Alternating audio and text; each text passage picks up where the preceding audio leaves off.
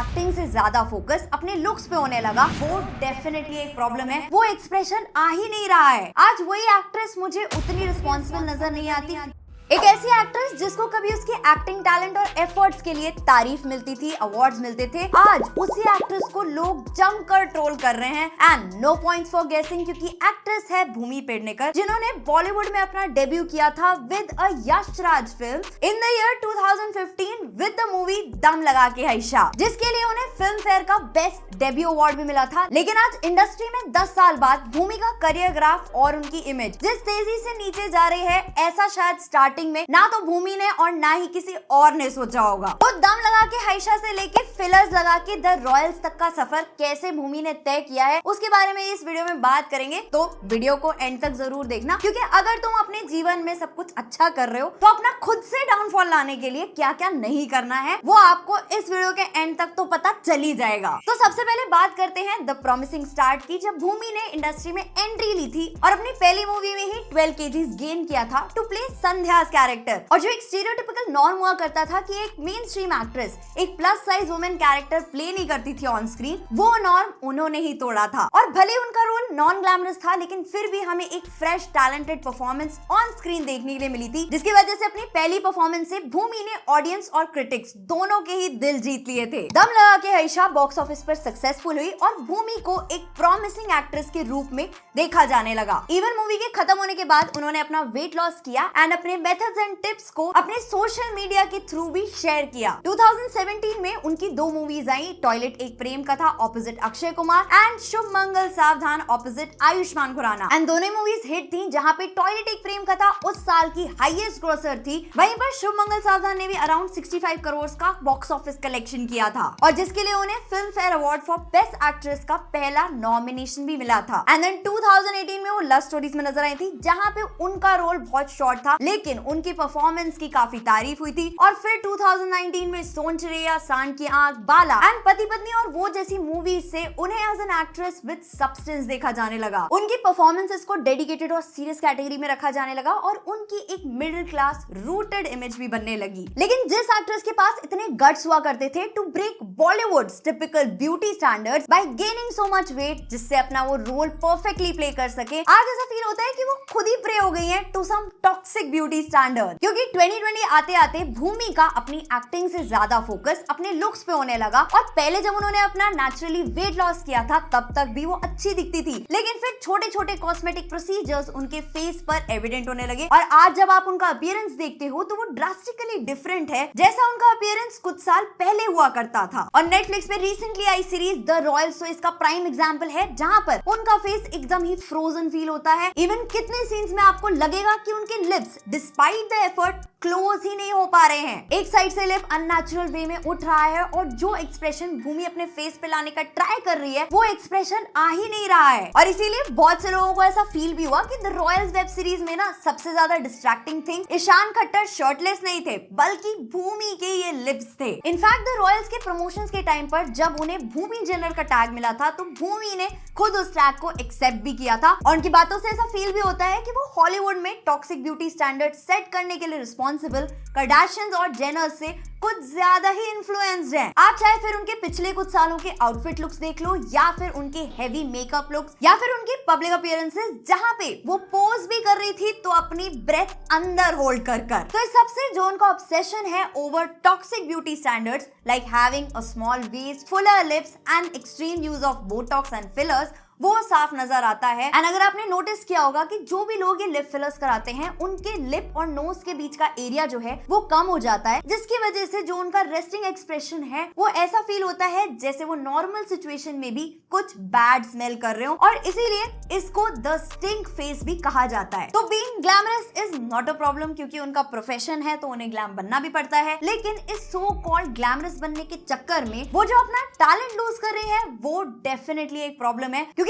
बॉलीवुड की Kylie Jenner बनने के चक्कर में उनका करियर बिना पानी के ही डूब रहा है। समझ रहे हो? और यहीं पे एक छोटी सी न्यूज भी स्लाइड इन कर देती हूँ कि नेटफ्लिक्स ने द रॉयल्स वेब सीरीज का सीजन 2 अनाउंस कर दिया है, तो आपको जल्दी वो भी देखने के लिए मिलेगा। बस मुझे ये समझ में नहीं आ रहा है कि जब सीजन 1 में इतना कॉस्मेटिक ओवरकिल करने के बाद वो चेहरे पे एक्सप्रेशंस नहीं ला पा रही थी, तो सीजन 2 तक क्या हालत होगी। और जहां उन्होंने एक बार एक इंटरव्यू में ये बोला था कि एक एक्टर की काफी बड़ी रिस्पॉन्सिबिलिटी होती है क्योंकि वो अपनी ऑडियंस को इन्फ्लुएंस करते हैं। आज वही एक्ट्रेस मुझे उतनी रिस्पॉन्सिबल नजर नहीं आती क्योंकि उनकी ऑडियंस जो है वो definitely in toxic beauty standards को फॉलो करने की कोशिश करेगी और जिससे उनकी कही हुई बात ही एकदम नलिफाई हो जाती है। जो उनकी यूएसपी हुआ करती थी ना एक रियलिज्म की, वो आज कहीं पे भी नजर नहीं आती। वो अब एक Botox overly style and बेयरली acting version जैसा लगता है, जिससे हमें यही पता चलता है कि अब जो है उनका फोकस आर्ट और एक्टिंग से हट के फैशन और अपीयरेंस पे ज्यादा जा चुका है। और इसीलिए ये तो उनके डाउनफॉल का एक मेजर फैक्टर है, लेकिन इसके अलावा भी काफी सारे स्ट्रेटेजिक मिसस्टेप्स हैं जो भूमि कर रही है, जिससे उनका करियर ग्राफ नीचे जाता जा रहा है। तो अगर आप भूमि की इनिशियल फिल्मोग्राफी देखोगे तो आप ये फील करोगे कि पहले वो देसी,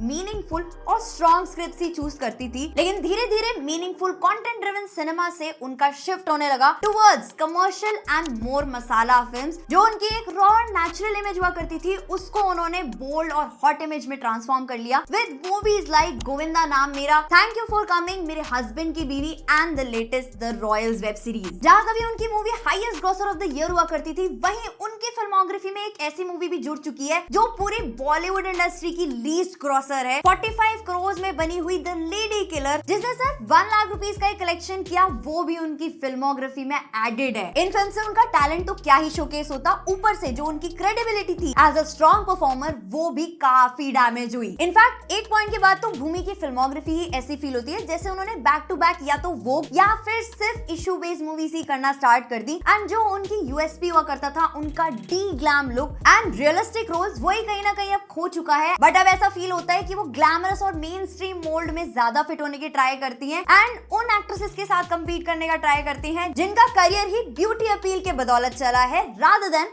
रॉ परफॉर्मेंस। और यही जो उनका आइडेंटिटी क्राइसिस बन गया है ना, ग्लैम वर्सेस ग्राउंडेड का, इसकी वजह से ही उनकी कोर ऑडियंस उनसे एलिनेट हो चुकी है। और इसी वजह से जिस ऑडियंस ने भूमि को उनके रियल रोल्स के लिए अप्रिशिएट किया था, आज वही उनसे काफी हद तक डिस्कनेक्ट कर चुके हैं। और इसमें एक और बड़ा रोल है उनके सोशल मीडिया प्रेजेंस का, जहाँ पे इंस्टाग्राम में वो एक बहुत ज्यादा ग्लैमरस अवतार में नजर आती हैं, almost like an influencer version. वो चीज उनकी स्क्रीन पर्सनालिटी के साथ मैच नहीं करती एंड वहां पे ऑडियंस और ज्यादा डिस्कनेक्ट हो जाती है। लोग भी कंफ्यूज हो जाते हैं कि क्या ये आर्टिस्ट है या फिर इन्फ्लुएंसर। और भूमि की जो अपील रही है ना, वो हमेशा से परफॉर्मेंस ड्रिवन रही है रादर देन पर्सनालिटी ड्रिवन, इसीलिए वो एक डेडिकेटेड फैन बेस को लैक करती हैं। जैसे आलिया भट्ट एंड कियारा आडवाणी का एक डेडिकेटेड लॉयल फैन बेस है, वो चीज भूमि के पास नहीं है। और इसी वजह से जो एक स्टार पावर वो क्रिएट कर सकती थी थ्रू हर परफॉर्मेंसेस, वो धीरे धीरे लैक करती जा रही है। जहाँ एक तरफ उनकी अर्ली फिल्म्स काफी बोल्ड और फ्रेश लगती थी, अब ऐसा लगता है कि वो एक लूप में फंस चुकी है। या तो वो डार्क थ्रिलर्स का पार्ट होती है या फिर feminist comedies, most of it जो फ्लॉप होती जा रही है ड्यू टू पुअर एग्जीक्यूशन। ऐसा फील होता है कि वो किसी भी नए जॉनर में रिस्क लेने के लिए तैयार ही नहीं है, ना तो पीरियड ड्रामास, ना ही एक्शन, ना ही अच्छी थ्रिलर्स एंड ना ही वेल रिटन कॉमेडीज ही। और इसके साथ साथ जो उन्होंने कॉस्मेटिक एनहांसमेंट्स कराए हैं अपने फेस पर, उससे तो उनके फेस की मोबिलिटी ही चली गई है। ऐसा फील होता है कि उनकी परफॉर्मेंस भी उनके फेशियल एक्सप्रेशन की तरह ही स्टिफ हो गई है। और ऐसे में तो अगर कोई अच्छी स्क्रिप्ट भी हो लेकिन वो एक्टिंग ना ढंग से कर पाए तो फिर उस चीज का फायदा ही क्या होगा। जहाँ एक तरफ इंडस्ट्री में इतना स्ट्रॉन्ग कंपटीशन हो चुका है कि अब एक्ट्रेसेस बैलेंस करती हैं अपनी ब्यूटी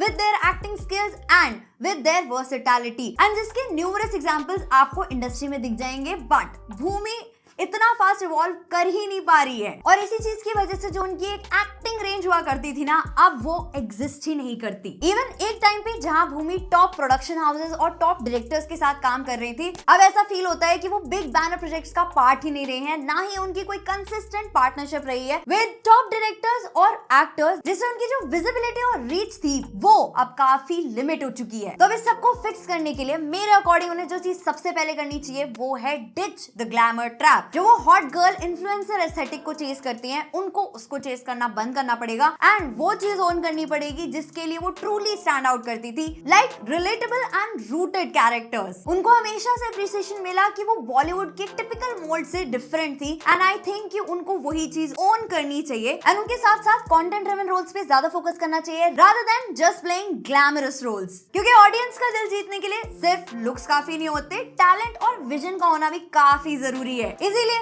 मेरी एडवाइस तो मूवी को यही है कि be a script filler, not just a badly done lip filler. तो आई रियली होप कि भूमि का जो ये आइडेंटिटी क्राइसिस चल रहा है ना, जहां पर ना तो वो कमर्शियल एक्ट्रेस ही बन पा रही है, ना वो कंटेंट क्वीन ही बन रही है, जो उन्होंने अपने करियर के स्टार्ट में दिखाया था, वो जल्दी से खत्म हो एंड उनको ये चीज समझ में आए कि जिस ऑथेंटिसिटी के साथ वो इंडस्ट्री में एंटर करी थी, ऑडियंस को भी बिल्कुल वही चाहिए और इसीलिए हमें भूमि जेनर नहीं चाहिए, हमें वापस भूमि पेडनेकर चाहिए जो ऑन स्क्रीन रियल भी लगती थी और पावरफुल भी। तो अगर आप इस वीडियो से कहीं ना कहीं अग्री करते हो तो आप इस वीडियो को लाइक कर सकते हो, आपके जो भी ओपिनियंस हैं वो आप कमेंट सेक्शन में शेयर कर सकते हो। बाकी अगर इस टाइप का ही कंटेंट देखना चाहते हो और चैनल को सब्सक्राइब नहीं किया है तो चैनल को सब्सक्राइब कर सकते हो। मिलते हैं नेक्स्ट वीडियो में, तब तक के लिए गुड बाय।